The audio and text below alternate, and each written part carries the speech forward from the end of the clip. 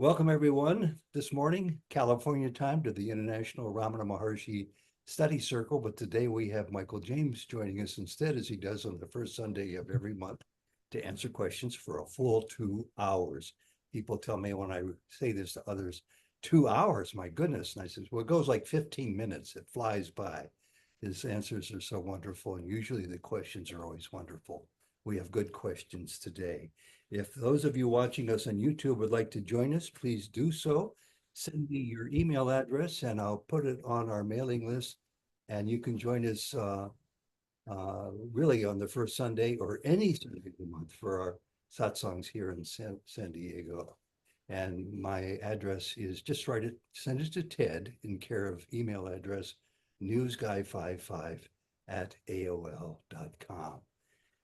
Okay. If we're ready to go, Michael, I'll read you the first question, all right? Right. It's from Rick West, who's here from San Diego County, and he's with us this morning as well. And his question goes like this. Very interesting. I've wondered about this myself. Michael, do Ramana's teachings emphasize the importance of not knowing? Clearly, his teachings emphasize self-inquiry, who or what am I? This turns out to be a very different sort of a question, search or investigation. That is, the not finding an objective or something is a huge clue, the way he puts it. So his question is, do his teachings address this and the vital importance of not knowing, as in not knowing phenomena?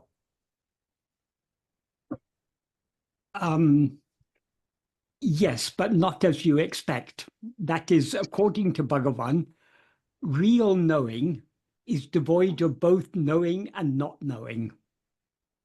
This may superficially seem paradoxical, but what he means, he says this explicitly in two places, in verse 12 of Uludunapadu and in verse 27 of Upadesha. So I'll start with verse 27 of Upadesha. That is, the words he uses in this verse are arivu and ariyame. Arivu means knowledge. It also means awareness. And ariyame means ignorance. It's the opposite of knowledge. So what he says in this verse is, in the first sentence he says, Arivu ariyamayum atra arive arivahum. That means, if we translate arivu as knowledge, but bear in mind it means knowledge in the sense of awareness, only knowledge that is devoid of knowledge and ignorance is knowledge. That implies that that alone is the real knowledge. And then he says, unmeidu, this is what is real. And then he explains why he says this.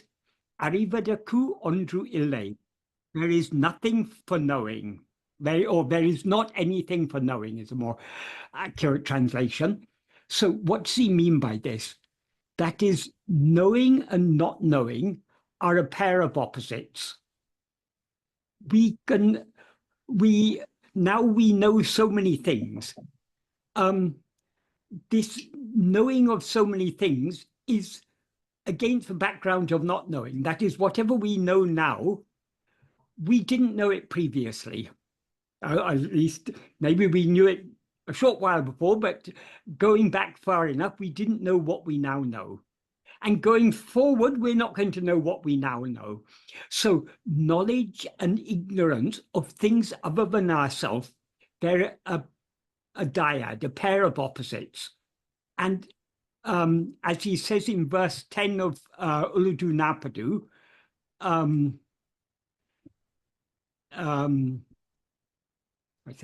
in verse 10 he says, of this Uludunapadu, now that was Upadesha verse 27, now coming to Uludunapadu, he says, Ariyame Vittu, Arivu Indruam, Arivu Vittu of Ariyame Indruam.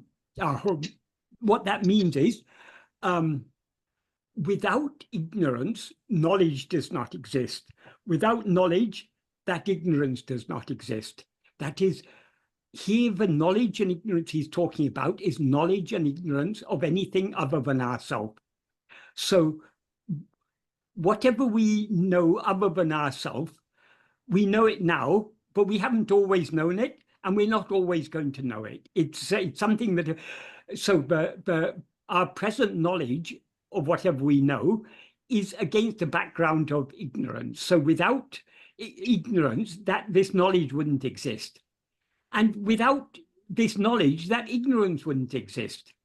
That is, the reason for this is nothing exists independent of our awareness of it. So whatever we now know,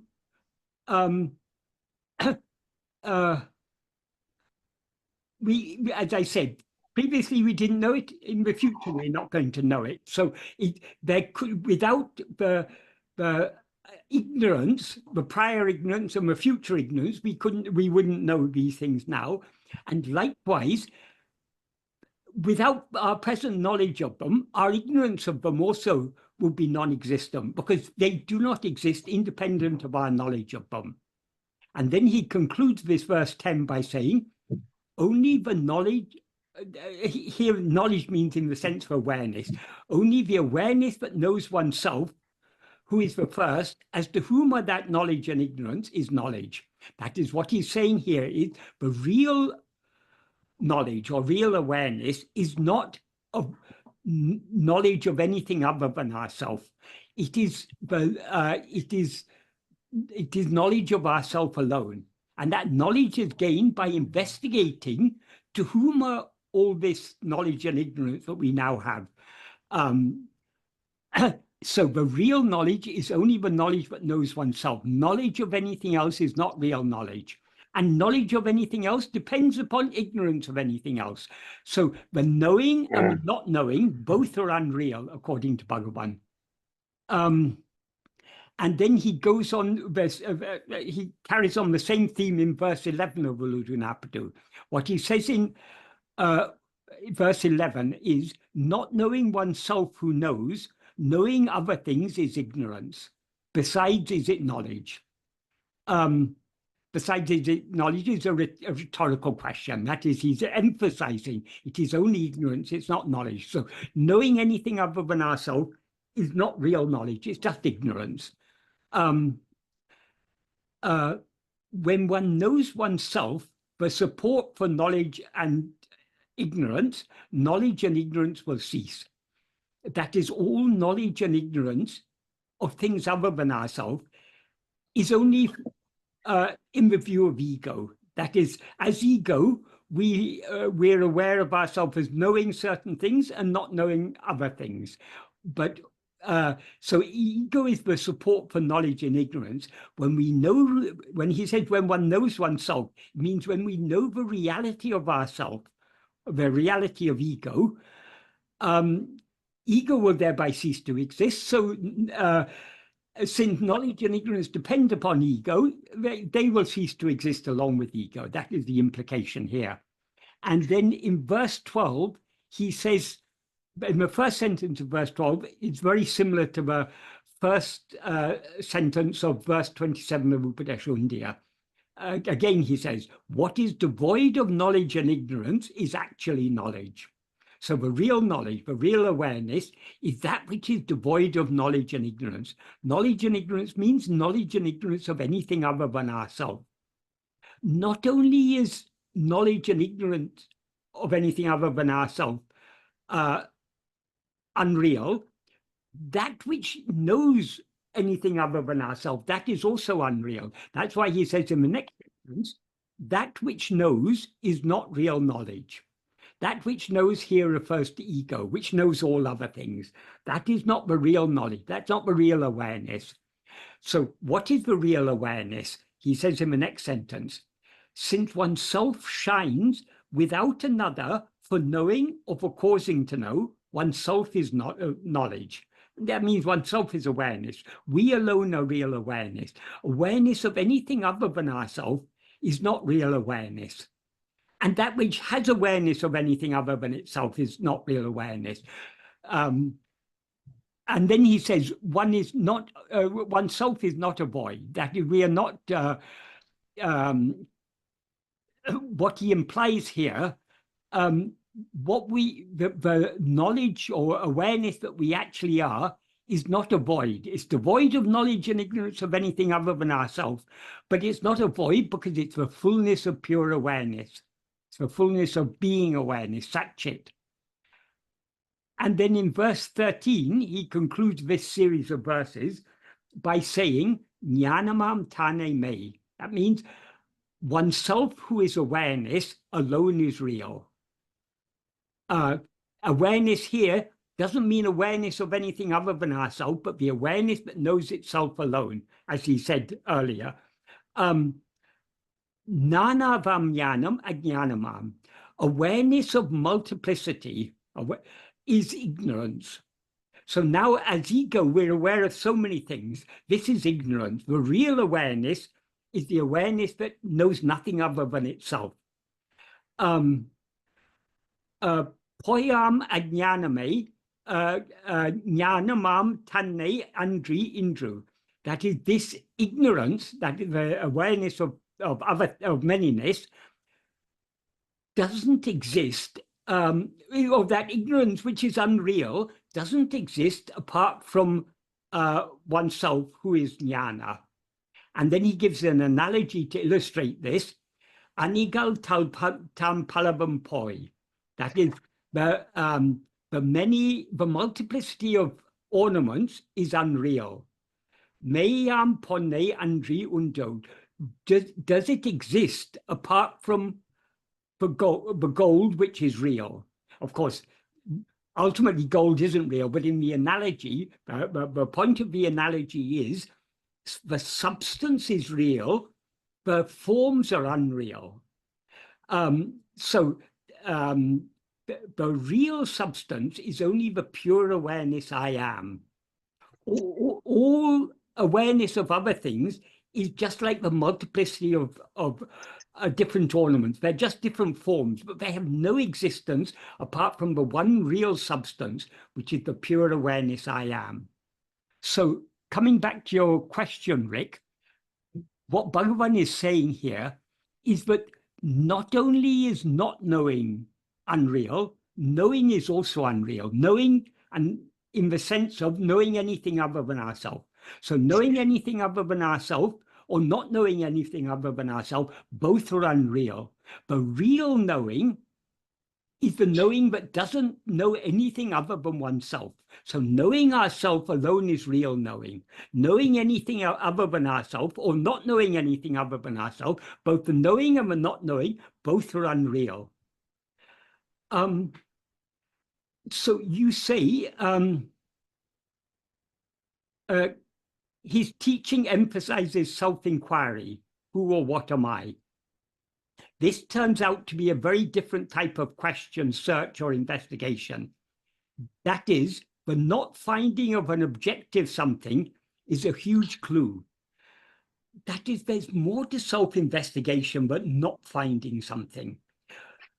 When we investigate ourselves, that which knows all other things, namely ego, that is, I'll step back a bit. That is, we rise as ego by knowing things other than ourselves. Without knowing things other than ourselves, we as ego have no separate existence. So, and since nothing other than ourselves actually exists, knowing anything other than ourselves is not knowledge, it's only ignorance. That's why Bhagavan said, knowledge of multiplicity, it's not knowledge, it's only ignorance. Or knowing anything other than ourselves is not knowledge, it's only ignorance. So when we investigate ourselves, since the nature of ego is to rise, stand, and flourish by knowing other things, by attending to other things, when we withdraw our attention from all other things and focus our attention on ourselves, we as ego subside back into our source. What then remains when we subside and dissolve back into our source, what then remains is only the fundamental awareness I am, which alone is real. So this is This is not finding in the sense we're not finding something but we didn't know before, because we always know I am. But we are losing all the false knowledge, the false awareness, which is awareness of anything other than ourselves, and that which is aware of anything other than ourselves, namely ego. So Bhagavan often used to say, if jnana, jnana means self-knowledge or self-awareness, awareness of ourself as we actually are. If jnana were a new knowledge to be attained, it will be lost one day, because anything that comes has to go. But the real knowledge is what we always actually are. That is this fundamental awareness I am. So by investigating ourselves, we are shedding all the adjuncts. And when all the adjuncts get shed, what remains is the fundamental reality, which is the pure awareness I am. This is that is when this jnana is attained, it is not that it, what is it that attains, what is it that knows, what is it that has self-knowledge? Only the pure awareness I am knows itself just by being itself. So the pure awareness I am doesn't gain anything as a result of our self-investigation. The result of our self-investigation is that we, the investigating ego, cease to exist. That is, we dissolve back into the fundamental awareness I am, which is the reality of ego. So it is not, though we talk about it as the attainment of jnana or the attainment of liberation, it's not actually an attainment, it's actually a loss of everything. That everything unreal is lost, and what is real alone remains. So it is beyond knowing and not knowing. It is just, as Bhagavan says in verse 26 of Upadesha, being ourself alone is knowing ourself. That is what we actually are, is pure awareness. Pure awareness can never be known as an object. What knows pure awareness is only pure awareness. So we can know pure awareness only by being pure awareness.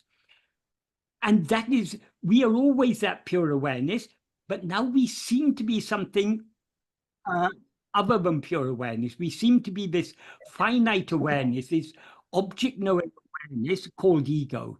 So when this object-knowing awareness called ego is dissolved back into the pure awareness I am, the pure awareness I am alone remains. That is what is called finding ourself or knowing ourself. It's not gaining anything, it's shedding all the false knowledge, and then the real knowledge alone remains.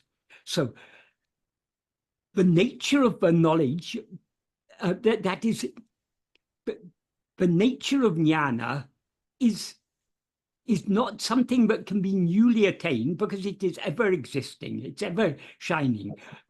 There's nothing new for us to know. That is, we all know I am. The problem is, though we know I am, we don't just know I am. We know ourselves as I am this person, I am knowing this, I am not knowing that. This knowing and not knowing, these are adjuncts. When these adjuncts are shred, then the pure knowing alone remains. Is that a clear answer to your question, Rick? It's probably not what you expected, but is it clear? My God, Michael, that was very articulate. That was beautifully said. And I did get the gist of what you're saying, that real knowledge is, it's funny how the same word can point to different things, Yes. given the context, knowledge and knowing, but the real knowing is beyond opposites. It's the background, it's beyond opposites.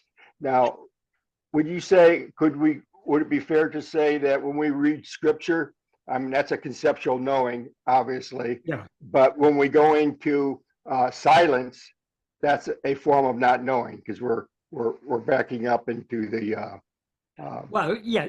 In I think there's a book written by a medieval Christian monk, The Cloud of Unknowing. Yeah, yeah. So Okay. I think this is where this idea comes from.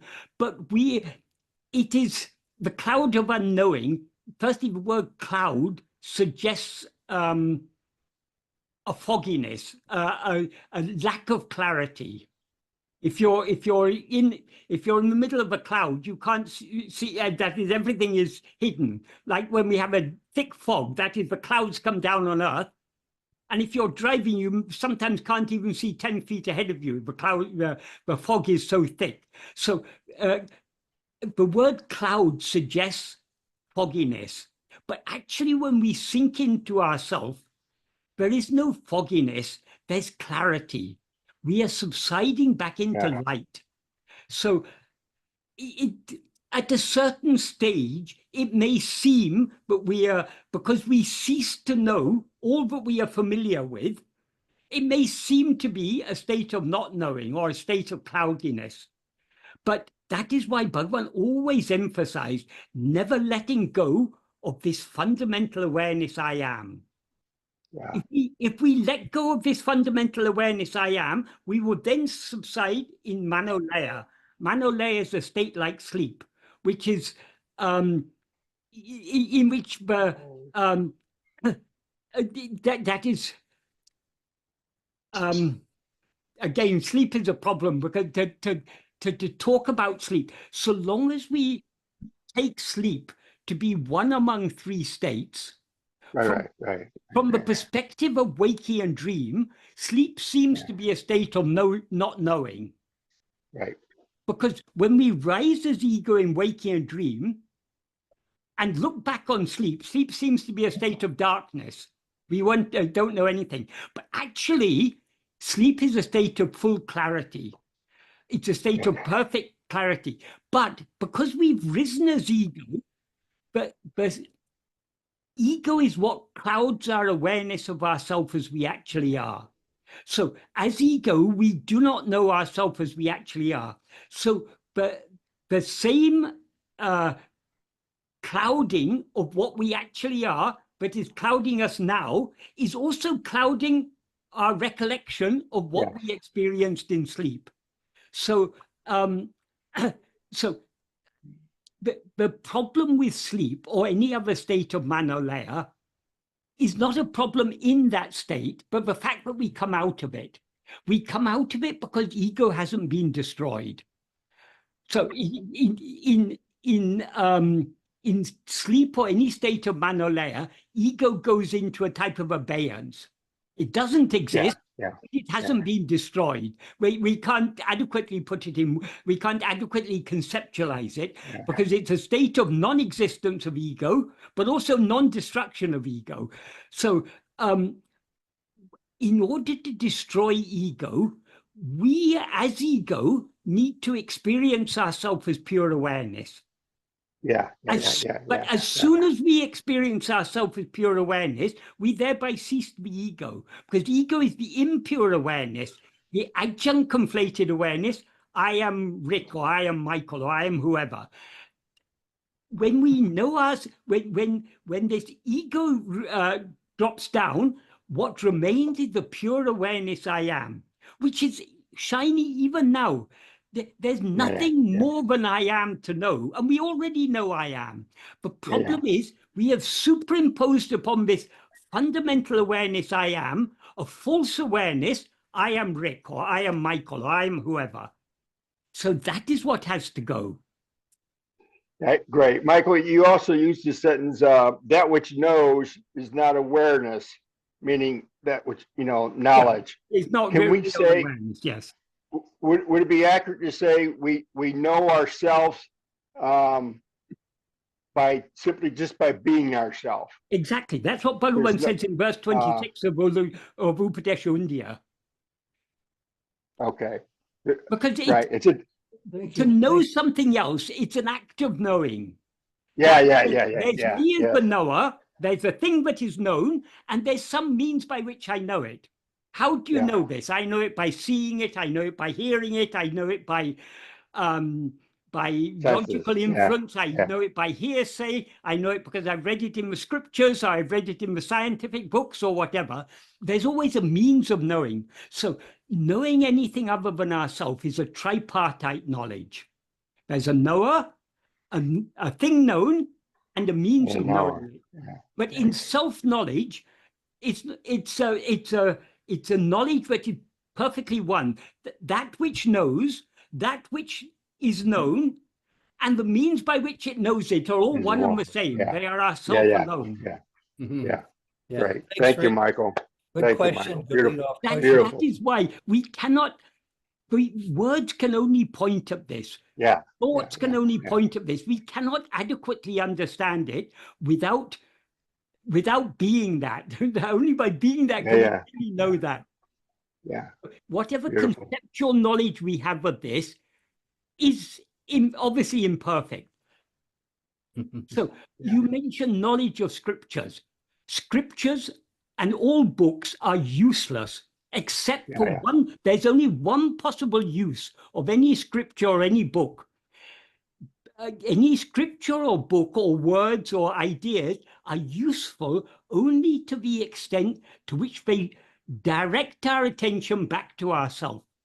This Yeah. is the potency of Bhagavan's text, Uludu Napadu Padeshundia, Nana, who am I? Aranachas Duty Panchakam, all these are constantly, if we understand them correctly, they're constantly pointing our attention back at ourselves. So they are useless. Anything that doesn't point, but fails to point our attention back to ourselves is useless. Bhagavan's works are useless unless we understand what they are doing. They're pointing our attention back at ourselves. Many people read Bhagavan's works, but they fail to grasp what it's about. If we fail to grasp, then it's useless. But of course, Bhagavan's words had their own power because it's coming from the original source, the source of pure awareness, manifested outwardly in the form of Bhagavan. So those words have a power to turn our attention back to ourselves. And that is where therein lies their value. And the same applies to all scriptures, the Upanishads, the Brahma Sutra, the Bhagavad Gita, all these things are useful only to the extent to which they point our attention back to ourselves. Ultimately, of course, these have some other value for those who are not yet ready to turn back within. There are so many other paths that are shown. That is the path of nishkarmiya karma, desireless action, the path of devotion, yoga, and so all these different devotional practices that are taught in so many different religions. All these, they have value insofar as they purify the mind. Because the purified mind is of value, because without the mind, a certain degree of purity, we will not be able to grasp.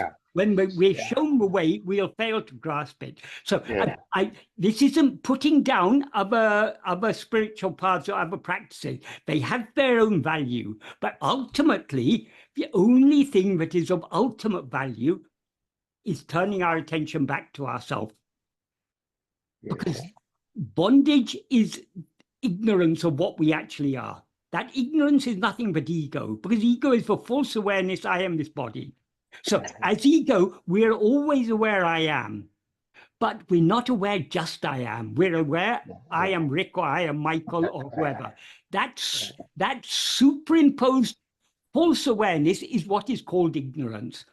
So to remove that ignorance, we need to know ourselves as we actually are. So ultimately, the only way is to turn our attention back to ourselves.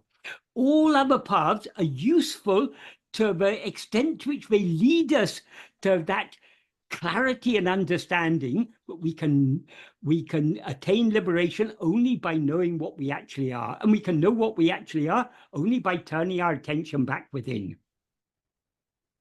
Very good. Thank you, Michael. I really appreciate that too. We all do. Beautiful. I'm going to move on in 1 second. I have a real quick follow-up here, but I think you may have just answered it. I think it's related to this. Occasionally, personally, I know maybe a couple other people who like to do this. I occasionally review all that I now know that I'm not. For example, I'm not my passport. I'm not my driver's license. I'm not a journalist. I am that I am. It seems to help me gauge my own growth on Ramana's path, which seems to be useful. Should it be discouraged? I wouldn't discourage it, but I wouldn't encourage it either, because what is the use of assessing our growth? The growth is for whom? The growth is only for Yeah. ego. Yeah. What we actually are doesn't grow. So what we are Right. trying to know is not that which is growing, but that which is. That's our own being.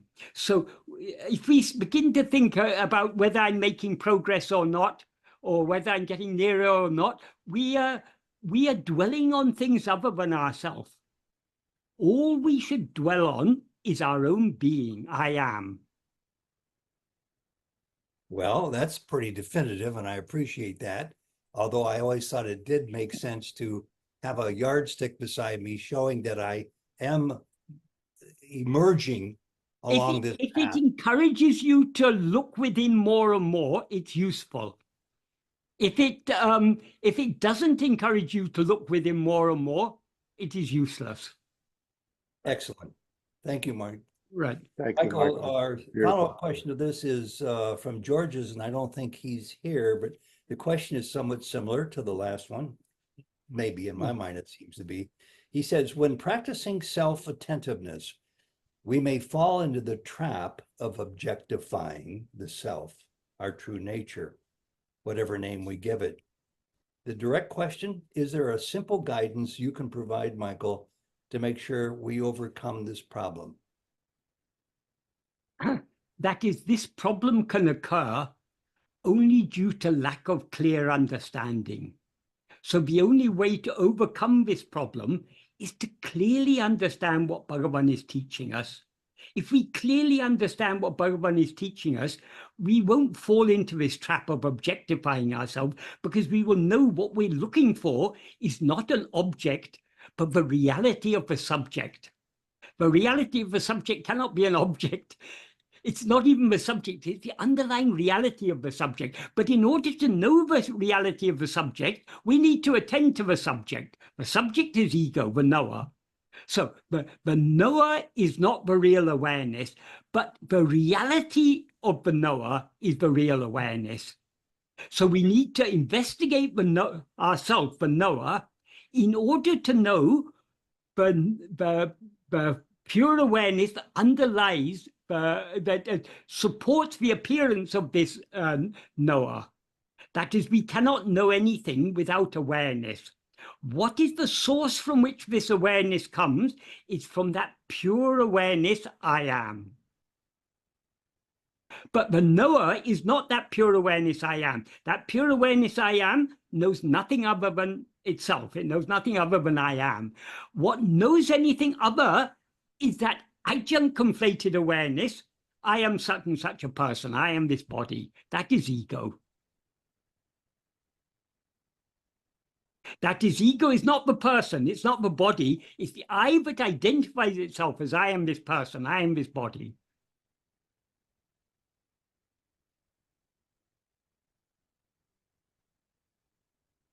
Well, I don't think he's here to ask follow-up questions on that. So, If but he is, yeah. that's very. It is a very. It's good. It's good this question was asked, because this fact that many people fall into this trap of imagining some object as themselves, it highlights the importance of having a clear understanding of what Bhagavan's teachings are all about. If we don't clearly understand Bhagavan's teachings, how can we put them into practice? So this is the path of knowledge, the path of investigation. So it's the path of clarity. The more we go within, the more clarity we gain. But in order to even begin to go within, we have to have a clear understanding. That is, the knowledge we are seeking is not understanding, because understanding is obviously at the level of mind or intellect. But that in order to follow this path, The going within is that is having a clear understanding is very, very important. Otherwise, we fall into traps like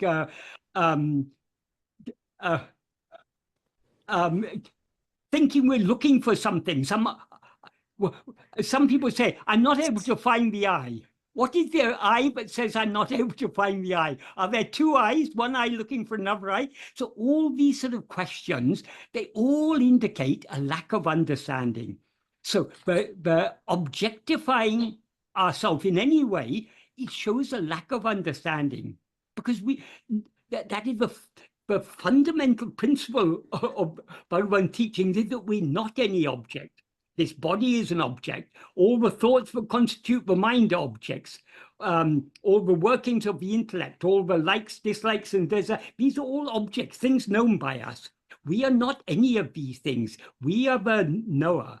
This is what is called drik drisya viveka, distinguishing the knower from everything that is known. This is why it's often said in the sastras, in the scriptures, but we are the witness. But this term witness, sakshi in Sanskrit, it's used in a slightly different sense in different contexts. Sometimes Brahman or our real nature is described as the witness of everything, or the witness of jiva. As Bhagavan clarified, when in that context, witness doesn't mean the knower. It means that in the presence of which all these things are there. So the reason why Brahman is said to be the knower of the jiva and the knower of everything is that Brahman is the reality of ego, which is the knower, which is what knows everything else.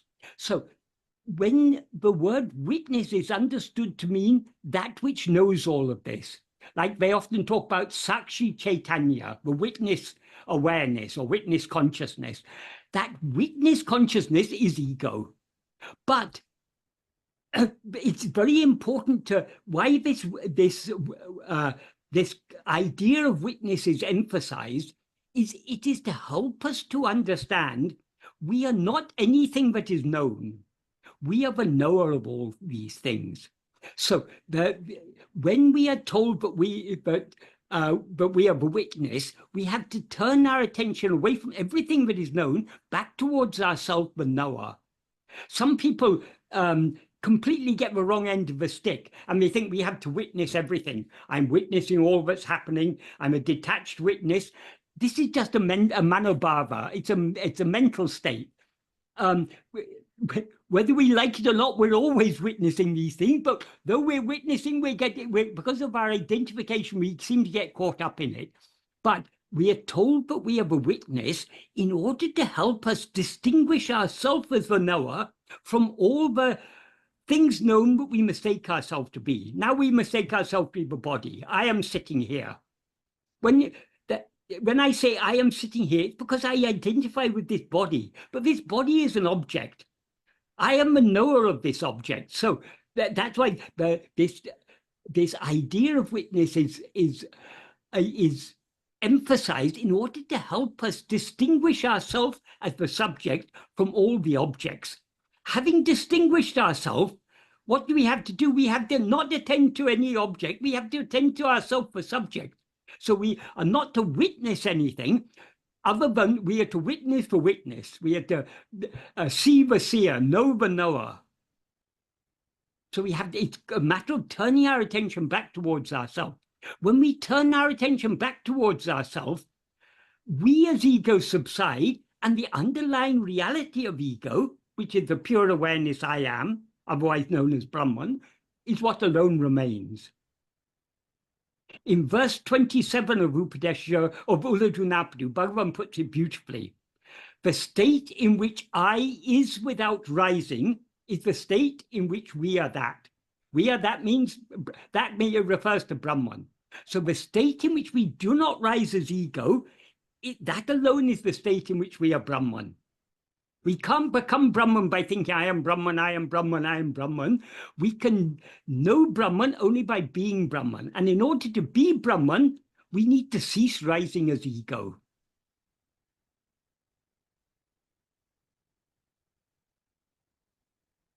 I hope that's a helpful clarification. He's not here, but we need to rise his ego, which seems rather impossible still to me on my path, but I think others might agree it's a big challenge. So, sorry, I didn't quite catch that. You ended by saying it seems to rise with ego. We have to get rid of the ego, but that forever is a challenge, because isn't ego our very nature in Maya, in the illusory form? Isn't my breath my ego? I believe in my hearing, in breathing. Yes, it is ego. That is, the spiritual path is only for ego. What we actually are doesn't need any spiritual path. It doesn't need any vichara. It doesn't need any surrender. It doesn't need any bhakti or jnana, because it's already that. It's as ego, but it's only when we rise as ego that all problems arise. So in order to put an end to this ego, we need to let go of all objects and hold on to the subject, ourself, and thereby sink back into our own reality, our own being, the pure awareness I am. Yeah, thank you, Michael. It's the letting go of all the objects, which is intimidating.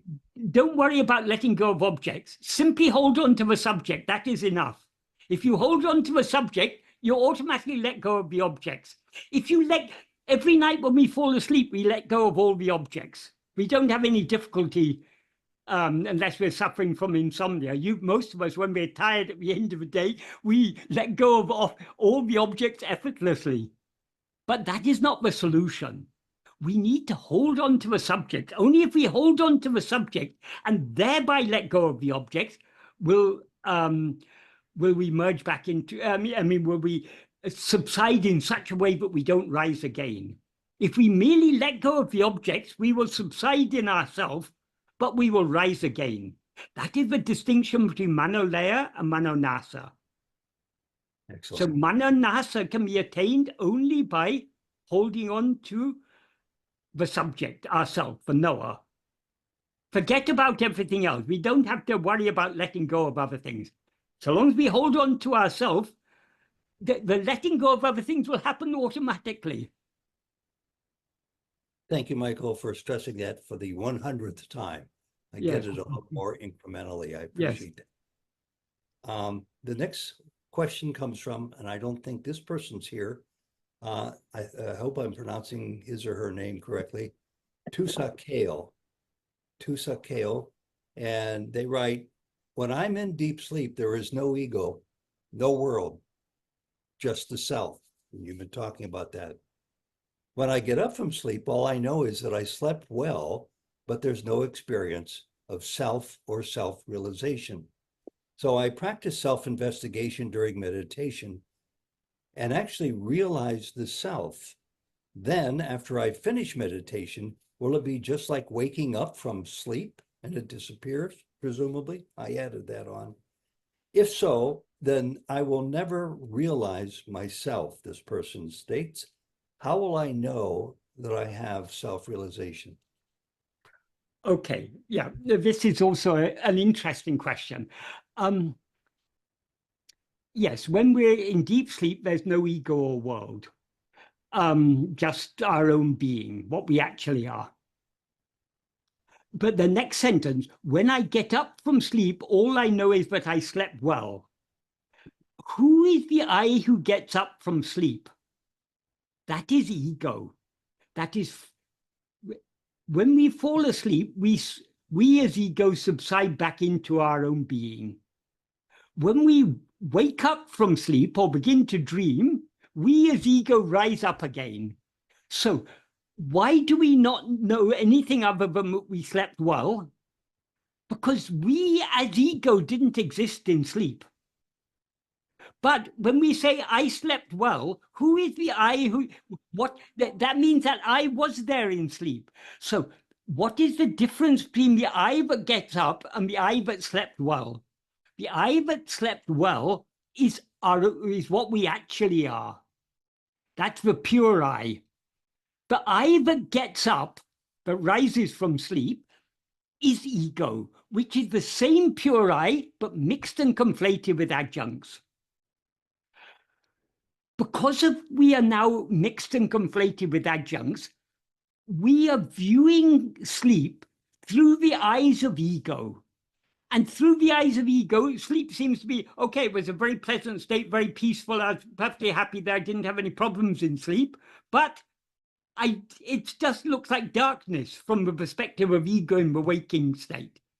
Why does it look like darkness? Because as ego, we are not aware of ourselves as we actually are. What was existing in sleep was only that awareness of ourselves as we actually are. Since we are not now not aware of ourselves as we actually are, we're aware of ourselves as something other than what we actually are. Sleep seems to us to be a state of darkness. But actually, according to Bhagavan, sleep is a state of pure awareness. Does that mean then sleep is the perfect state? Yes and no. Sleep is the perfect state in that all that exists in sleep is what we actually are, our real nature, the pure I. Sleep is imperfect because from the perspective of ego in waking and dream, we seem to have come out of it. So there's no imperfection in sleep as such. The imperfection is our rising from sleep. So it's our rising which is the problem. Our rising as ego is the problem. How to put an end to this rising? The rising occurs when we mistake ourselves to be something other than what we actually are. That is, as ego, we're always aware of ourselves as I am this body. I am such and such a person. I am Tusha or whoever. So it's in order to get rid of this false adjunct conflated I, what we need to do is to hold on to the core of it, to the I itself. To the extent to which we hold on to I, we thereby let go of everything else. So the adjuncts that we have now conflated with ourselves will drop off.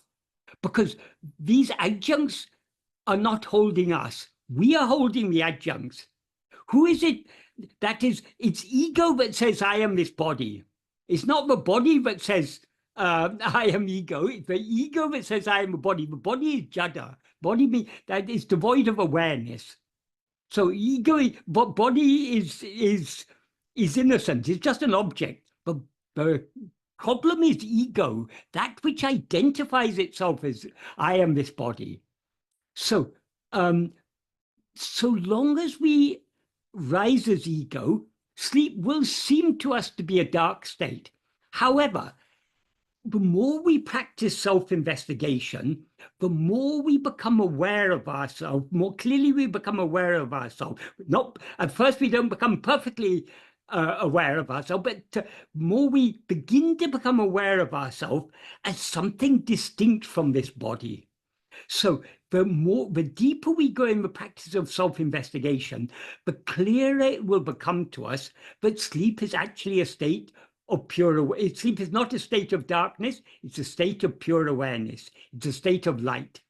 Because as we become more and more familiar with this core awareness I am, in isolation from all other things, we are able to recognize that same pure I am was also shiny in sleep. So, coming to the questions, what this, I don't know whether it's Tush, whether that's I'll assume it's a lady, just for simplicity. No, So it's Tushar, Michael. hmm? The name is Tushar. Tushar. I'm here. Oh, okay. So okay, right. So it's a male name. Yes. Yeah. Yeah, the Okay. name is Right. differently Okay. than your Sorry. name. Sorry. Okay. So, okay. Michael, I have a question on this. Okay. Can I just finish answering this? Yeah. Sorry, your name was actually spelt wrongly. It was spelt as Tussah, but now I see it's actually Tusha. So that's Right. clear. That's how you sent it to us. Hmm? Tushar. Yeah, it's Tushar. Okay. Okay. Anyway, okay. So, when you say, if I practice self-investigation during meditation and actually realize the self, then after I finish meditation, will it be just like waking up from a sleep? That is, if you practice self-investigation and realize yourself, that is, realizing it's not but the I that is investigating itself will never know itself, because the I that is investigating itself is ego. What happens is when we investigate ourselves, ego subsides. That is, the adjuncts drop off and the pure I alone remains. So when the pure I alone remains, that is the annihilation of ego. So then there's no, it's not like getting up after sleep, because getting up after from sleep, we as ego rise. When we know ourselves as we actually are, ego will thereby be destroyed, so it never rises again. So there's no question of it then finishing meditation and waking up like as from sleep. That is not what happens. The ego that is investigating itself thereby is eradicated. It's completely destroyed. It's destroyed so completely, it's not even as if there was previous an ego and now it has been destroyed. Though that destruction of ego is often called mano-nasa, destruction of mind, because ego is the essence of the mind, it is not actually a destruction. As Bhagavan says in verse 17 of Upadeshundya, when we investigate the form of the mind without forgetting, there's no such thing as mind at all. That means if we investigate ourselves, the form of the mind means the essential form of the mind is the pure awareness I am. So that's the mind's, in the previous verse, he referred to it as the mind's form of light. That means the light of awareness, the pure awareness. So when we investigate that light of awareness I am, we will find that there's no such thing as mind at all. So it's not that the mind once existed and has been destroyed. It is clearly seen that there never was any mind. So there's no question of rising from that state. So the state of what is called self-realization, it's not actually a very ideal term, because but it's a term that people have got used to. It's actually a state of just knowing and being what we actually are. And we are always that. So, but because we've now risen as ego, we are not aware of ourselves as that. We're aware of ourselves as I am, plus something more. I am this body. That is, we are aware of ourselves mixed and conflated with adjuncts. When we know ourselves as we actually are, that ego which identifies itself with adjuncts is thereby destroyed completely. Now, even say destroyed, as I say, it's not quite correct. It is found that that ego never existed. What then remains is what always exists, which is the pure awareness I am. And then you ask, how will I know that I have self-realization? That is, ego will never know I have self-realization, because ego can never know itself. Ego can only be destroyed. The destruction of ego is what is called self-realization. So what is it that realizes itself? That which always knows itself. So it's not that any knowledge is gained, all the false knowledge is removed, and the real knowledge, the pure awareness I am, alone remains. So what knows that pure awareness I am? Only the pure awareness I am, which always knows itself. So for a realized person, it doesn't matter he's asleep or he's awake, or he's always aware that who he is. Yeah, that is, sleeping and waking is only for ego. When we know ourselves as we actually are, we'll know that there never was any ego, and therefore never was any waking, dream, or sleep. People say, oh, but Bhagavan was in the waking state. Bhagavan said he dreamt. Bhagavan also slept. So are these three states not for Bhagavan? It seems to us to be so, because we take Bhagavan to be that body. But Bhagavan's fundamental teaching is, I am not this body. So Bhagavan has said very clearly, waking, dream, and sleep do not actually exist. It's only for those for whom these three states seem to exist, but the real state is called Turiya, the fourth. But actually, what actually exists is only that Turiya, that so-called fourth state, which is the only existing state. So when we know ourselves as we actually are, we'll know there never was any ego, and therefore never was any waking, dream, or sleep. Thank have you. two very much. follow-up Very- questions on very- this. Very clear, very Yeah. clear. Okay. Thank you. Thank you, Tushar. Really appreciate it too. We have two follow-up questions.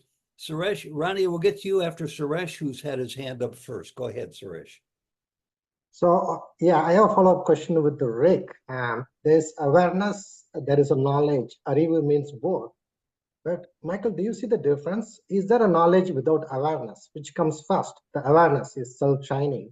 Well, Whereas knowledge needs awareness to know itself. So,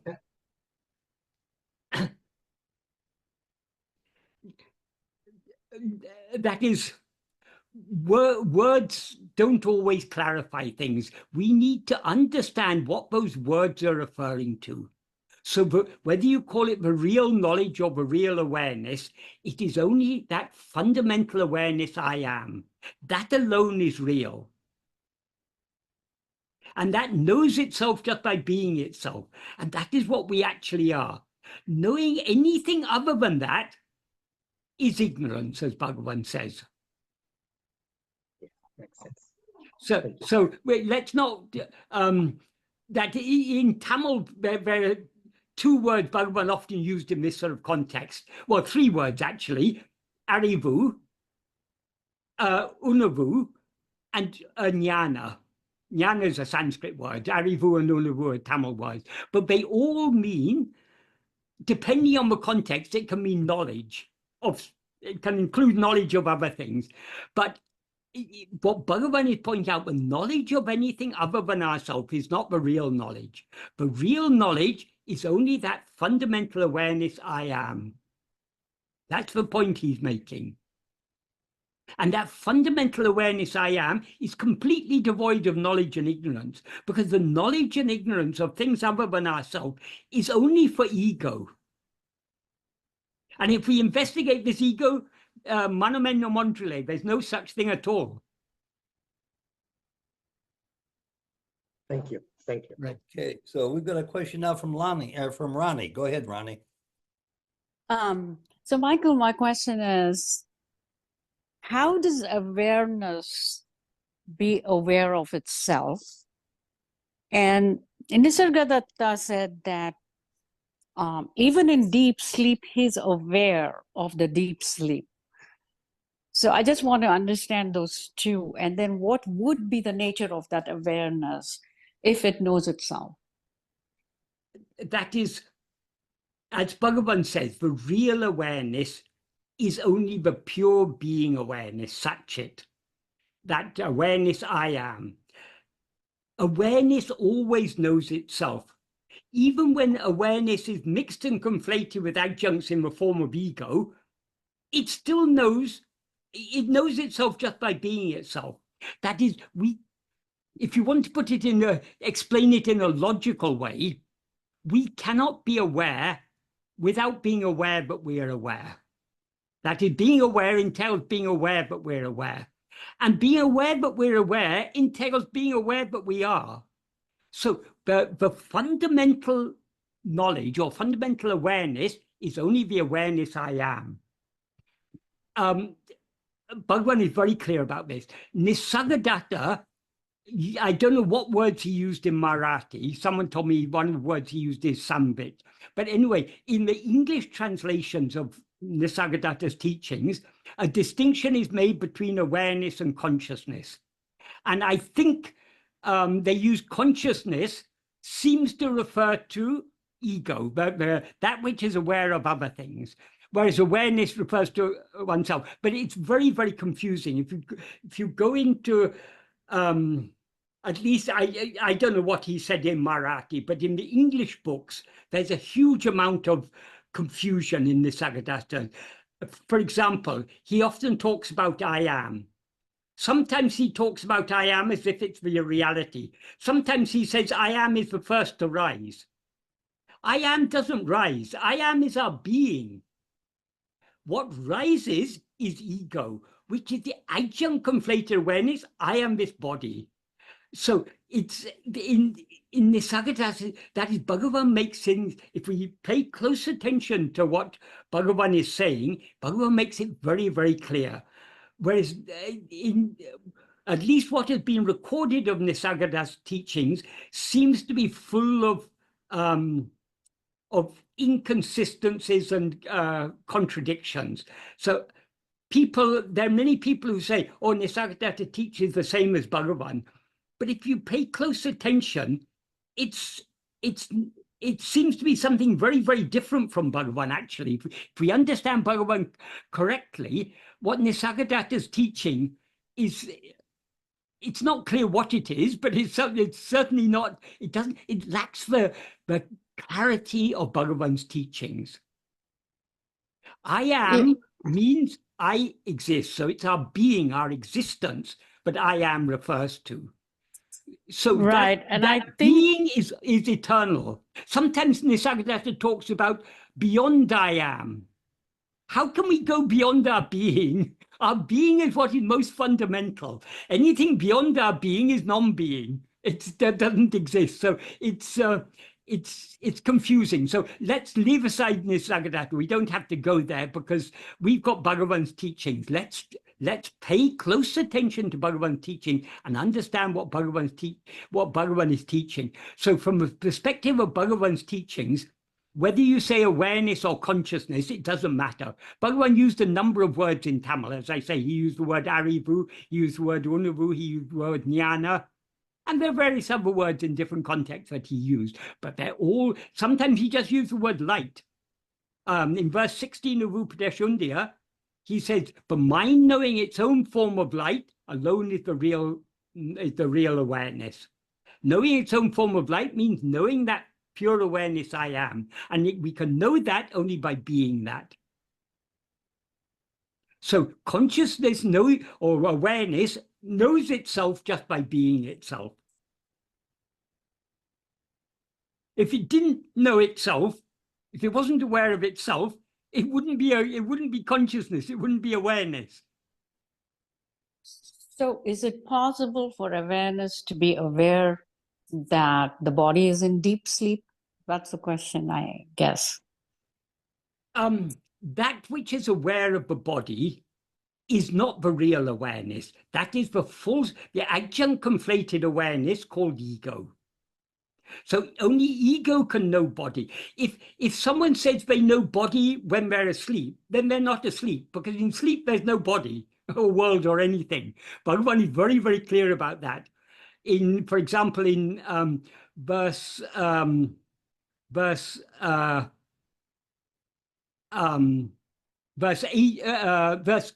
of Uludunapadu, he says, the body is insentient like a pot.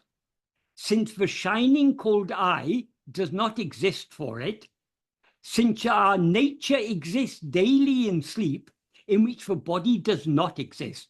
He says very clearly, Jadalam il tuinil. That means in sleep, when the body is non-existent, the body does not exist. Therefore, the body is not I.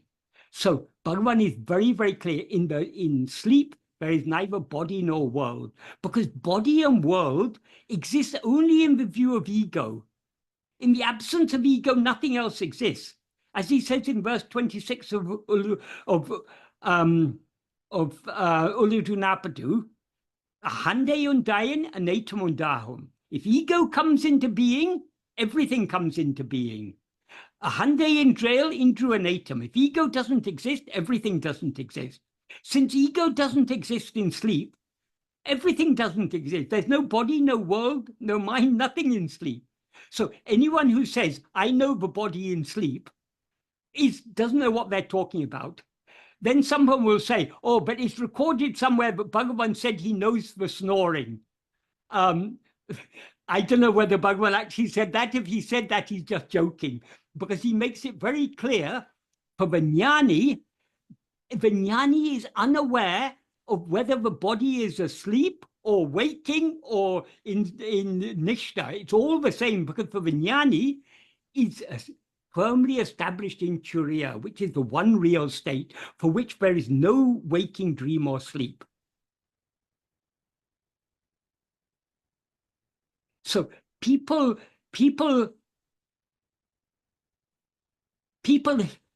hear what Bhagavan says, but they fail to understand what he's talking about, and then they come up with their own imagination. But Bhagavan is knowing the body when he's asleep, or that is, Bhagavan is very, very clear and explicit. There is no body to know in sleep. And in the state of jnana, there's nothing to know other than ourself, whichever knows itself. Is that clear? Yes, that is very clear. Yeah. I think we have follow-up questions to this too. Liane, we have you, and then after you, Rick, and then Melissa, and then Suresh. Yes, hello, thank you, Michael and Ted. So for the sleep, there was one night, how do I describe it? One night, let's put it this way, is of course as a description like from the mind now, where I was going to bed, and so to say I was sleeping, and then suddenly there was an awareness that basically I'm in bed sleeping. Yeah, so the body was basically motionless, but there was an awareness that I knew I'm sleeping. And then it was like a distancing from the body. And suddenly, yeah, I could say there was no awareness anymore of a body sleeping or awake. And it was just being this peace. And it was, yeah, fundamental peace. So it was just that, yeah. But then just the question, in the moment, there is an awareness. Obviously, I'm sleeping, yeah? So normally I'm not aware when I'm sleeping by the mind. The mind is not functioning really, or just a bit. And so for me, it's like, but there is only the awareness, which I am. So it's always the awareness in a sense, which is kind of aware, either the body is active or not, no? Okay. As long as the body is functioning here somehow, you know, even if it's all kind of, I understand a kind of a dream state, but still, I think as the awareness, I sense, oh, there is something going on, or I completely remove myself basically from the happening of the movie, so to say, in a sense. Okay. When we talk about awareness, we need to clearly distinguish between awareness of anything other than ourselves and the fundamental awareness I am. In the fundamental awareness I am, that is the pure awareness. Pure awareness means it's devoid of objects. There are no objects of knowledge. So that is the state when we're in sleep. When we're really in sleep, I'm not talking about dream, I'm talking about so-called deep sleep, we are in a state that is what remains in sleep is just the pure awareness I am. There is no body or world or anything. If we are aware of anything other than ourselves, including this body or any thoughts or anything like that, that is the ego that is aware of those things, because only in the view of ego is there awareness of anything other than ourselves. So perhaps you were in some type of a dream state in which you dreamt that you were sleeping and aware of your body. No, that was absolutely clear. What else? Absolutely clear. You say you were aware of the body. If Yeah, you're aware of the body, you're not asleep. Yeah, but I mean, I wasn't like suddenly waking up, and it was also not dreaming. It was like you know, like a slow, how could you say, like being the awareness all the time, and now the body, okay, poof, in the bed, and suddenly there's an awareness, but also here, oh, the body is like sleeping, and there was also a moment, but I'm sleeping, so how can I be awake basically during sleep? And then it was very quickly disappearing, and all the body consciousness and that the thought. So maybe it's like a transgression, you know, from the mind back, how can you say, retreating, like the mind is retreating in sleep. And then, oops, there you are. There's only the awareness left. No, so I can only explain it this way, right? Does it make sense? Yeah. Yeah, but as I say, Bhagavan was very, very clear about this distinction between pure awareness and awareness of anything. So long as we are aware of anything, that which is aware of anything is ego. So it is not this in the state of sleep, there is no ego, and therefore there is no awareness of anything other than the fundamental awareness I am, which is ever shining. That fundamental awareness I am, that is the pure awareness. Ego is that same fundamental awareness I am, mixed and conflated with adjuncts. Only when it's mixed with adjuncts are we then aware of anything other than ourselves. Yeah, no, I guess I understand it. I was just now a bit, irritated, because I feel like as a mind, as the ego, there is no real self-awareness, you know, it's more like an instrument. Well, there is. But as ego, we're always aware I am. The problem is, as ego, though we're aware I am, we're not just aware I am. We're aware I am this body. I am. Exactly. And only when we're aware of ourselves as this body is there awareness of anything other than ourselves. Exactly. And this explains it also for me more and more, because sometimes I'm irritated how we use to describe the ego, that because there is only the awareness, there is only that. And then, the ego is like the awareness suddenly identifying with the body. And then it becomes like the mind, the body, I am the body. Exactly. Yeah. Ego is nothing but awareness, but because it's mixed and conflated with adjuncts, it's not the pure awareness. Yeah, that helps a bit more, because sometimes I see it then too much as an object, you know, and the ego cannot be an object. Ego is the subject. Ego is the knower of all objects. That's why Bhagavan says in verse 25 of Uludunaptu, he describes ego as a uruvatra payahande, the formless demon ego. It's formless. That means it's not all objects, all forms are objects. Ego is not an object. It is the knower of all objects. But ego cannot know objects without identifying itself with an object. Exactly, yeah. Yeah, that's perfectly That's said. why he says in verse 4 of Uludunapadu, if oneself is a form, the world and God will be likewise. If oneself is not a form, who can see their forms and how? So forms seem to exist, phenomena seem to exist, only when we identify ourselves as a phenomena. That which identifies itself as a phenomenon is ego. Yeah. Thank you. When ego drops, what remains is pure awareness, which is what we actually are. Thank you, Liane. We just lost one person. Melissa dropped off the list. So I think we're going to go for the remaining time we have, less than 40 minutes now. Try to keep it to one question so we can get as many people as possible. I'll take you all in order. Put your hand up if you want to ask questions. Amy, Vikas, Suresh, and Rick is next. Go ahead, Rick. Hi, Michael. Real quick, it's, you know, it comes up all the time. A question regarding the ego itself, which we were saying is the actual seeker. The ego is being the seeker. Yeah. Kind of initiates its own destruction, so to speak. Yeah. I've always considered ego kind of a byproduct of the body mind, almost like a psychologist, you know, views ego. But what we're saying here is ego is not that. It's a manifestation from the I am, right? I mean, it's but the body and mind are a byproduct of ego. That is, ego is the root. That's why Yes. Bhagavan says in verse 26, if ego, if ego comes into existence, everything comes into existence. If ego doesn't exist, everything doesn't exist. So all phenomena are a byproduct of ego. That's why he then says in the third sentence of that verse 26, ego itself is everything.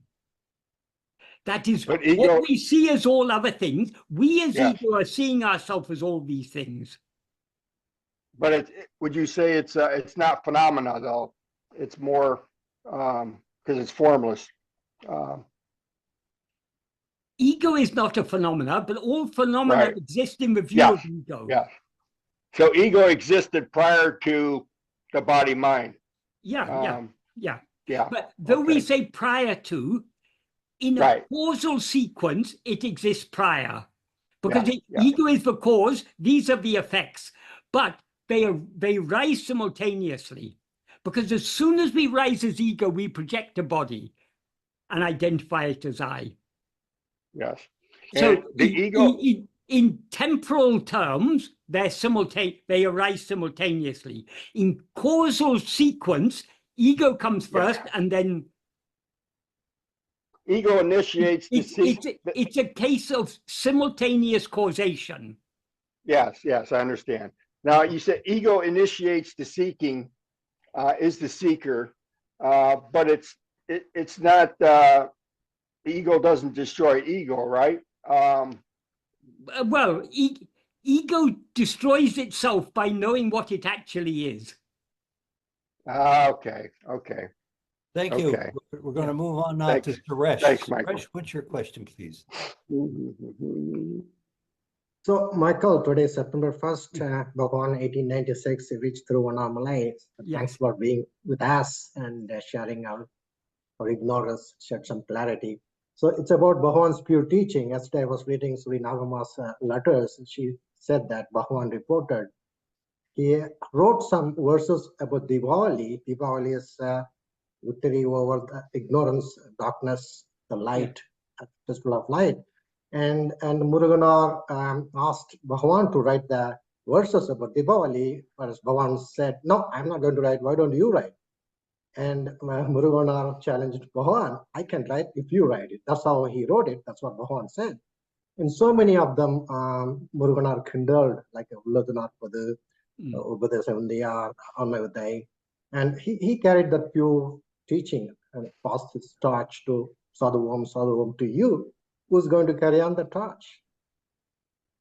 Bhagavan is carrying on the task. That is, if we take Bhagavan to be the body, that body passed away in 1950. But Bhagavan is not that body. All the 54 years in Tiruvannamalai, he was lived in Tiruvannamalai, his teaching was, I am not this body. So Bhagavan made it very clear, though Guru appears externally in human name and form, what Guru actually is our own reality, Atma-swarupa. So our own self is what we see outwardly appearing in the form of Bhagavan. Why does he appear outwardly? Because our mind is outward facing. So it's necessary for him to appear outwardly in order to tell us the term within. That's the whole purpose of Bhagavan's life. So that is the bodily life of Bhagavan, is to give us these teachings. But Bhagavan's work is not over. Bhagavan's work is not over till ego is annihilated. Suresh, is that good for you? Thank you so much. Yes. Okay. We have, because the accents on Can the I second just say syllable, one thing right, Vikas? about, I think it's not quite accurate to say that Murugan asked Bhagavan to write verses on Deepwali. What actually happened is Bhagavan explained the significance of Deepwali.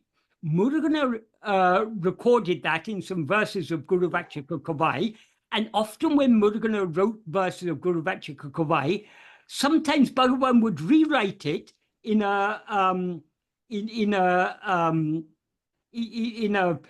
in a clearer way or in a more compact way.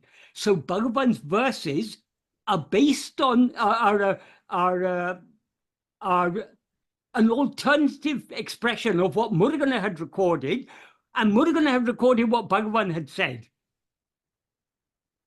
Beautiful. Yeah. Thank you.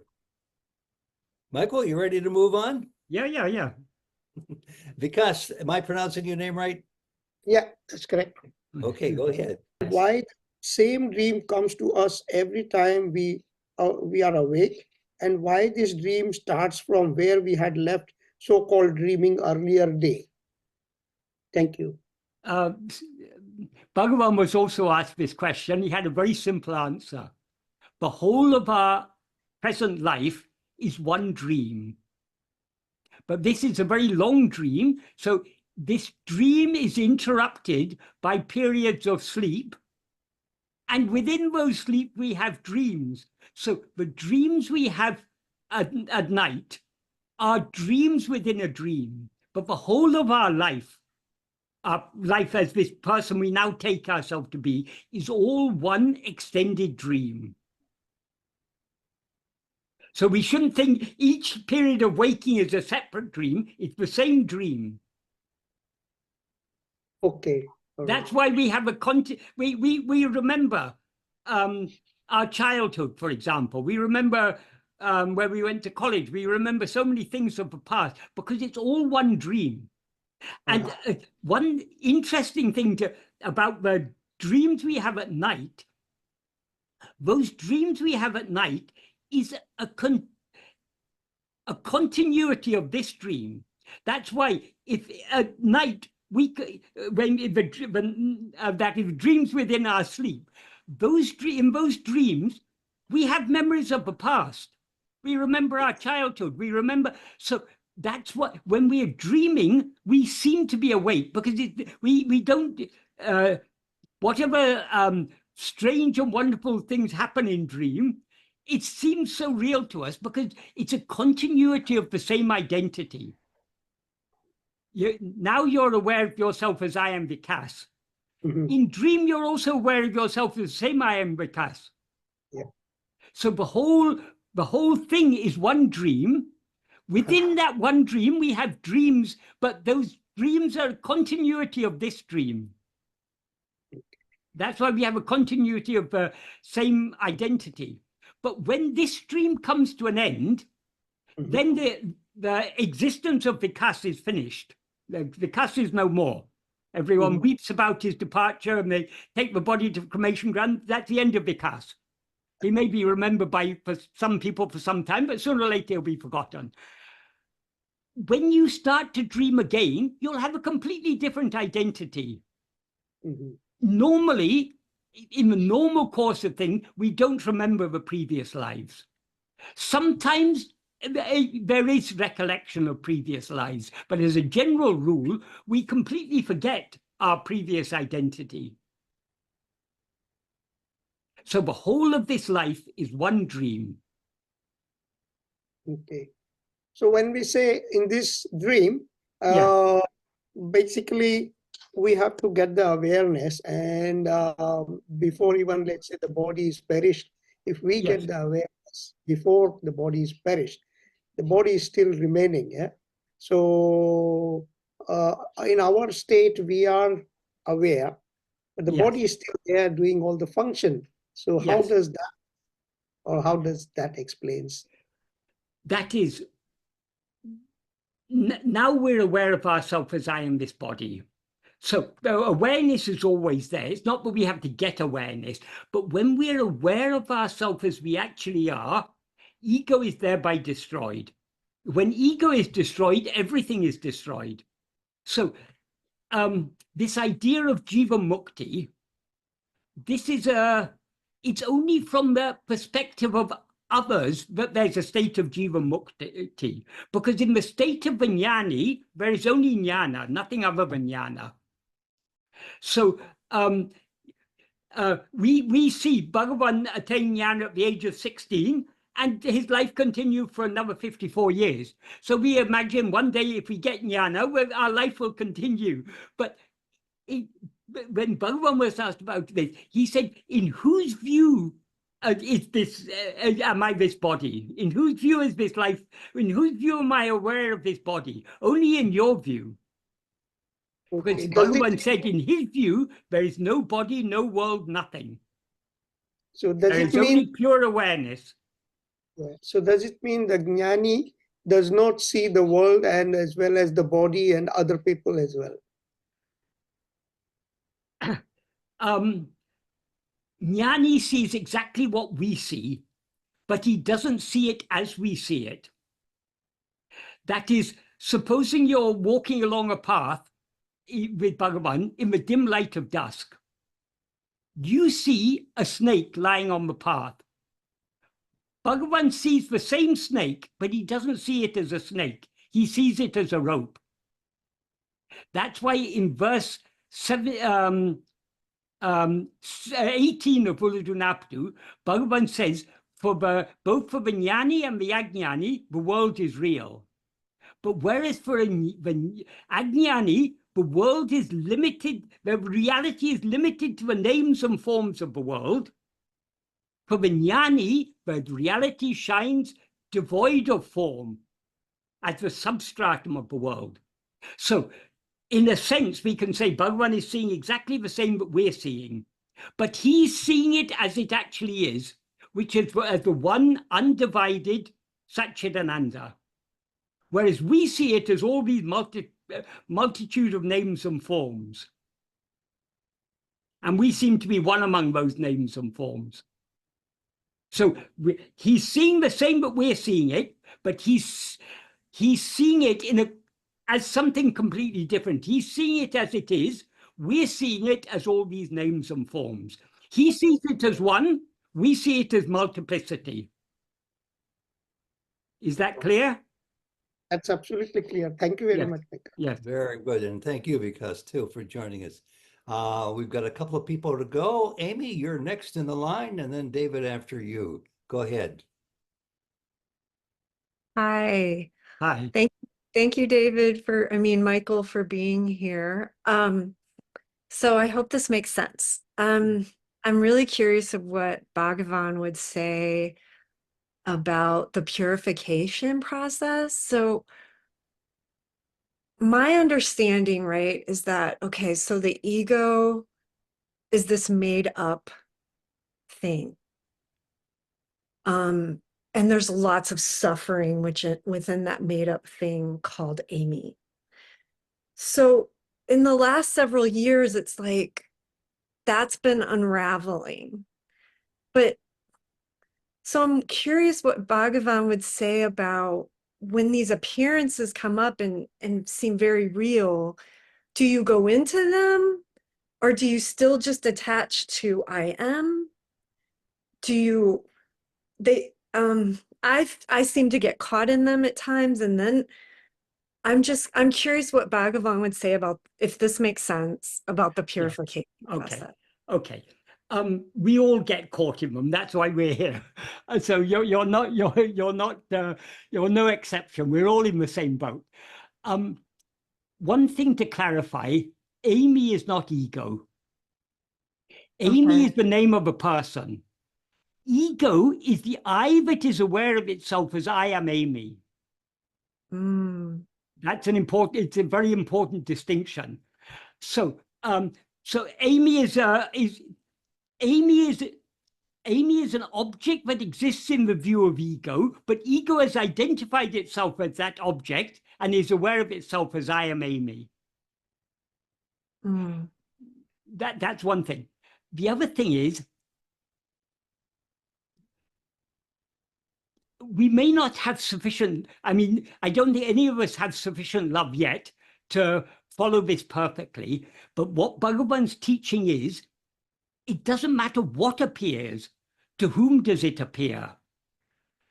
To whom does it appear? It doesn't mean we should ask the question, to whom does it appear? It means we should turn our attention back to ourselves, the one to whom it appears. In other words, we should always keep our attention fixed on ourselves. It doesn't matter what appears. Nothing is of any importance. The only thing that is of real importance is holding on to ourselves, holding on to our own being self-attentive. That is the solution Bhagavan has given for all problems. Regarding purification, the root impurity is ego itself. So the purification is perfect only when ego is eradicated. But the nature of ego, as Bhagavan makes clear in verse 25 of Uludunapadu, I mean, he makes it clear in so many places, but he puts it particularly clearly in verse 25 of Uludunapadu. Ego is a formless demon. It's got no form of its own. So essentially, ego is nothing but awareness. But but as awareness, it's got no separate existence. So ego comes into existence as ego. How? He says, grasping form, it comes into existence. That means as soon as we rise as ego, we project and grasp the form of a body as ourself. Grasping form, it stands. That is, ego cannot endure, cannot stand without constantly identifying itself with the form of a body. And then he says, Urupatri undu mika ongam, grasping and feeding on forms, it flourishes abundantly. That is, after first grasping this form, the form of this body, we then are constantly grasping other forms. That is, our attention is going outwards, and we are constantly attending to this or that. Outwards means not only the physical world, even the thoughts are external to ourselves. So when we're dwelling on our thoughts, they're also forms that we are grasping. And then he says, leaving form, it grasps form. So from all these initial 4 sentences of that verse, he makes it very clear the nature of ego is to constantly grasp form. Since ego is formless, whatever forms it grasps are things other than itself. So forms here means phenomena of any kind whatsoever. So any phenomenon is a form. So whatever, and since ego is formless, how does it grasp these things? It grasps in its awareness. In other words, we cannot rise, stand, or flourish as ego without constantly being aware of things other than ourselves. These other things, everything other than ourselves, another technical term in Sanskrit for that is Vishaya. Vishaya means object or phenomenon. So, but since ego cannot stand, cannot rise, stand, or flourish without grasping phenomena, the nature of ego is to have very strong Vishaya vasanas. Vishaya vasanas means the inclination to hold on to Vishayas. In other words, the inclination to, another way of putting it is the inclination to seek happiness in Vishayas.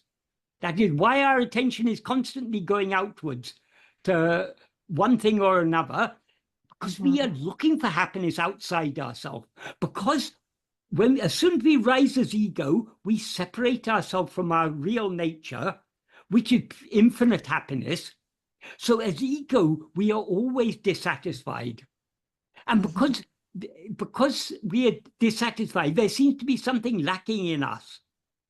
We seem to be lacking happiness. So since the happiness seems to be lacking in ourselves, we look for it outside ourselves. This is why the mind is always going outwards, and it goes outwards under the sway of its Vishaya vasanas, its inclinations to experience Vishayas. So these Vishaya vasanas are the seeds that give rise to likes, dislikes, desires, attachments, and everything. And ultimately, everything is a projection of our Vishaya vasanas. So the Vishaya vasanas are the impurities in the mind. The root impurity is ego. So the primary impurity is ego. The secondary impurity are the Vishaya vasanas. And the Vishaya vasanas are not ego, but it is the very nature of ego to have Vishaya vasanas, to have inclinations to attend to things other than self. So what is called purification of the mind is nothing but the weakening and eventual eradication of the Vishaya vasanas along with their root. The root is ego. Ego needs, in order to be destroyed, it needs to surrender itself. But so long as we've got strong Vishaya vasanas, we are not willing to surrender ourselves. So in order to develop the love that is required to be willing to surrender ourselves, we need to weaken our Vishaya vasanas. The nature of vasanas, there are inclinations, so they've got no existence independent of us. They derive their strength from us. That is, to the extent to which we allow ourselves to be swayed by any particular vasana, we are thereby strengthening it. And to the extent to which we refrain from being swayed by it, we are thereby weakening it. We can see this very clearly in so many things in our life. If there's something you indulge in, the more you indulge in it, the stronger the inclination to indulge in it is there. So this applies to people who have habits of smoking or drinking or anything, or binge eating or obsessive thoughts, constantly thinking about things. We can clearly see how this works. That is, the more we allow ourselves to be swayed by any particular vasana, the stronger that vasana becomes. The more we refrain from being swayed by it, the weaker it becomes. So how do we purify the mind? How do we weaken these Vishaya vasanas? There are various ways of doing it. We can do it by bhakti, by devotion to God. We dedicate our mind to an external form of God, and we always try to meditate on that form of God or to repeat his name or something. By focusing on that external form of God, we are reducing the extent to which our mind is wandering here and there. So in that way, we can indirectly weaken the Vishaya vasanas.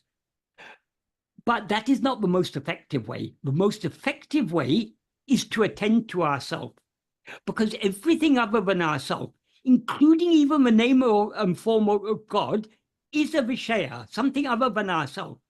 When we attend to ourselves, we are, to the extent to which we attend to ourselves, we are thereby refraining from being swayed by any Vishaya vasana. So the more we attend to ourselves, the weaker the Vishaya vasanas become. And the opposite of Vishaya vasana is what is called Sat vasana. Sat vasana is the inclination to hold on to our being and thereby to subside back into our being and be as we actually are. So when we are practicing self-investigation, that's when we're trying to hold on to self-attentiveness, we are strengthening the Sat vasana and correspondingly weakening the Vishaya vasanas. This is how the purification takes place. Only when the Vishaya vasanas, we cannot completely eradicate the Vishaya vasanas without eradicating ego. But we cannot eradicate ego so long as the Vishaya vasanas are strong. So we have to weaken the Vishaya vasanas to a considerable extent before we'll be willing to surrender ourselves. And surrendering ourselves is the means to eradicate ego, which is the root impurity. So when ego is eradicated, all its Vishaya vasanas are eradicated with it. So how do we surrender ourselves? Again, it comes back to the same thing. Since ego rises, stands, and flourishes by clinging to things other than itself, it will be willing, it can surrender itself only by clinging to itself. So self-investigation, it's the means to purify the mind. It's the means to surrender ego. It's a means to know what we actually are. So the one solution for all problems, because all problems ultimately come back to ego. Whatever problems we may face, who is facing this problem? It's only ourselves as ego. Whatever great problems we're facing in our life, when we go to sleep, we're free of all problems while we're asleep, because we're free of ego. So the solution to all, the ultimate solution to all problems is to eradicate ego. And the means to eradicate ego is to cling firmly to self-attentiveness. If we cling to self-attentiveness, that's all that is required. The problem is, because of the strength of our Vishaya vasanas, we are not willing to hold on to self-attentiveness uninterruptedly. So we keep on yielding to our Vishaya vasanas and going outwards. But however many times our attention goes outwards, we need to bring it back to ourselves. That is the way to purify the mind. Okay, great. Thank you so much. Is that was so clear? helpful. That was very Absolutely. clear, very helpful. Thank Yeah. you. Yeah. Thank you, Amy, and thank you, Michael, as always. And we have time. I know for at least one more. We'll see if we have any time for the second one. David from Canada has been waiting a long time to ask his question. Go ahead, David. Namaskar, Michael. Namaskar. My question has to do with the Yanni, and you addressed this earlier, how the Yanni might see the world compared to how I see the world. Yes. But from that point of view, where does karma, the law of karma, come into play? Is one who is self-realized still subject to the law of karma? No. Bhagavan is very, very clear about that. In verse 38 of Vulutu Napadu, Bhagavan says, if we are the doer of action, we will have to experience the resulting fruit. But when we know ourselves by investigating who is the doer, the doership will depart and all the three karmas will drop off. They'll cease to exist. So for the jnani, there is no karma. That is the doer of action, and the experience of the fruit of action is ego. So long as we rise as ego, there is karma. That is, we are doing agamya, and we are experiencing the fruit of the agamya in the form of prarabdha. When we know ourselves, ego is thereby destroyed. And since ego is the doer, with the destruction of ego, there's destruction of doership and experiencership. That's why Bhagavan says, when one knows oneself, doership will depart. Doership departs only when ego departs, because it's the nature of ego to experience itself as the doer. That is, as ego, we identify with this bundle of five sheaths that includes the body, the speech, and the mind. So the actions done by body are experienced by us as I am doing this. I am sitting here. I am moving my hands or whatever. The actions of the speech are experienced by us. I am talking. I am speaking. The actions of the mind are experienced by us. I am thinking, I am seeing, I am hearing, I'm everything we identify, because we are identified with this bundle of five sheaths. Whatever actions may go on through this bundle of five sheaths are experienced by us as actions done by us. So doership is the very nature of ego. Some people ask, how can I do action without doership? Well, obviously, we can't do action without doership, because if we're doing action, that means we're identifying ourselves as the doer of action. We can only when ego is destroyed, then the doership is destroyed. But when the doership is destroyed, action is destroyed along with it. So for the jnani, there is neither action nor the fruit of action. There is only just pure being. As I said, with reference to how the jnani sees the world, the jnani sees only himself, or even himself is wrong, because that implies jnana has a gender. Jnana sees itself and nothing other than itself. That jnana is pure awareness. Pure awareness knows nothing other than pure awareness. So what Bhagavan experiences as pure awareness is what we experience as this subject and object and all this multiplicity. What he experiences as one, we experience as many. So we cannot understand the view. That's why Bhagavan says in Ulladu Napadu, who can understand the state of one who knows nothing other? In verse 31. He says, They do not know anything other than themselves. This is referring to Vijnani. Who can conceive their state as like this? That is, with our mind, we cannot conceive that state, which is beyond doership and beyond experiencership. So in order to know the state of Vijnani, we have to be that. We have to be Vijnana, because Vijnani is nothing but jnana. So that is what we actually are. The sarcoma, the cancer that took the body of Bhagavan. In whose view? In the view of the projection of those who saw it that way. Thank you. Thank you, Michael. No, in Bhagavan's view, there was no body, no cancer, nothing.